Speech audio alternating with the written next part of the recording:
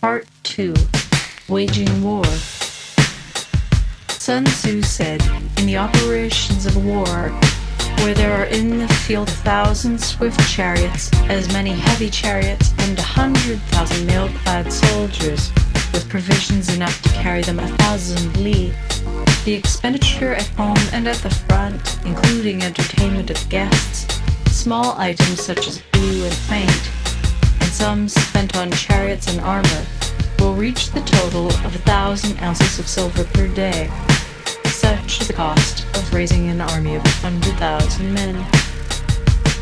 When you engage in actual fighting, if victory is long in coming, then men's weapons will grow dull and their ardor will be damped. If you lay siege to a town, you will exhaust your strength.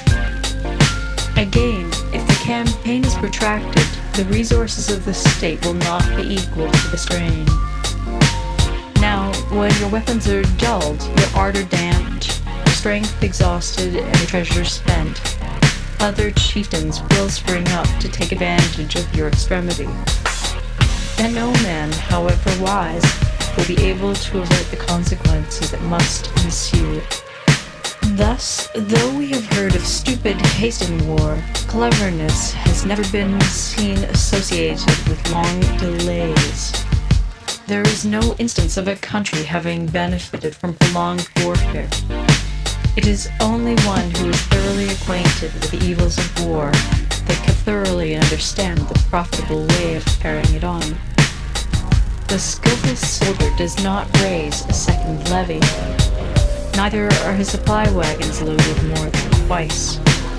Bring war material with you from home, but forage on the enemy. Thus the army will have food enough for its needs. Poverty of the state exchequer causes an army to be maintained by contributions from a distance. Contributing to maintain an army at a distance causes the people to be impoverished. On the other hand, the proximity of an army causes prices to go up, and high prices cause the people's substance to be drained away. When their substance is drained away, the peasantry will be afflicted by heavy exactions.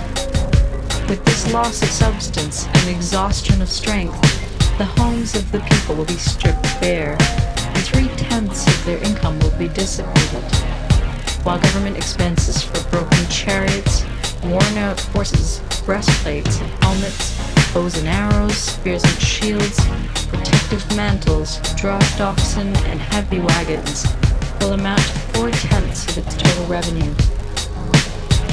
Hence, a wise general makes a point of foraging on the enemy. One cartload of the enemy's provisions is equivalent to 20 of one's own, and likewise a single pickle of his provender is equivalent to 20 from one's own store. Now, in order to kill the enemy, our men must be roused to anger.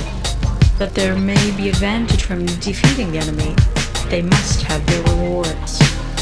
Therefore, in chariot fighting, when 10 or more chariots have been taken, those should be rewarded who took the first.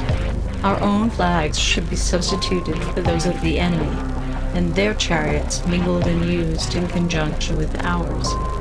The captured soldiers should be kindly treated and kept. This is called using the conquered foe to augment one's own strength. In war, then, let your great object be victory, not lengthy campaigns. Thus it may be known that the leader of armies is the arbiter of the people's fate, the man on whom it depends whether the nation shall be in peace or in peril. End of Part 2.